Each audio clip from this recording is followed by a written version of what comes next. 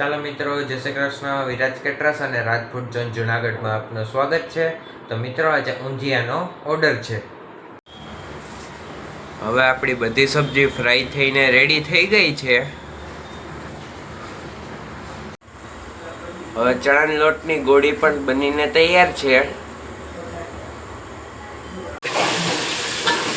હવે ઊંધિયું બની રહ્યું છે.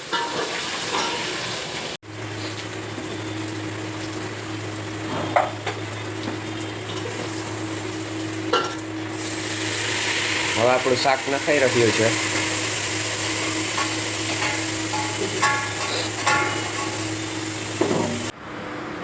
હવે આપણી ચણાના લોટની ગોળી પણ નખાઈ ગઈ છે.